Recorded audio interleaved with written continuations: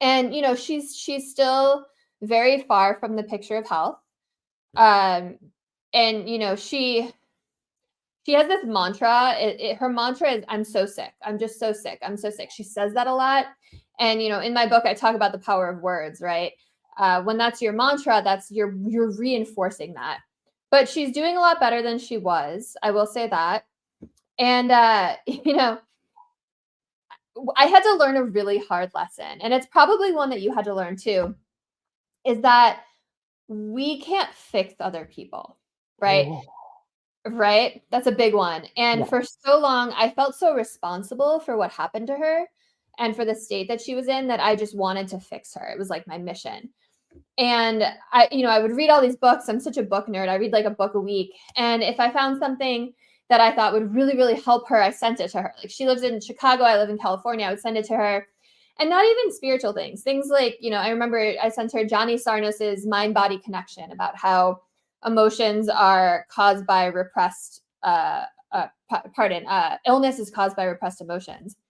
And she would just get so offended that I would send her these Mhm. books. To me, I was like, I was doing it out of love. I was trying to help her. Like, "Hey, this helped me. I think this will help you."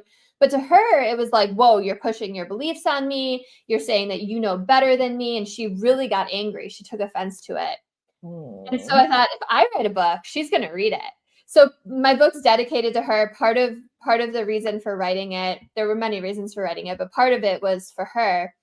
And she did read the book a couple times, and she started doing some of the exercises in it, and it has really helped her. I've seen a difference. So, we're still navigating the relationship, but she's in a much better place than she was even like 6 years ago. That's good.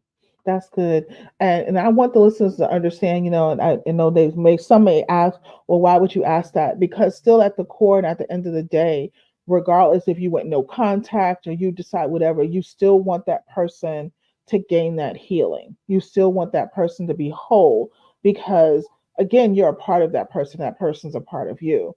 And for some people, I know for me, it helped with being able to move forward. I know she can't do any better. I wanted her to do better. And it wasn't my fault that she didn't. Yeah. And that helped with the healing.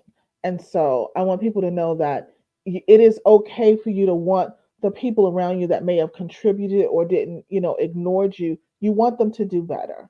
You want them to be whole as well. Because, we're people. We have to communicate, walk around, and do things and connect with one another.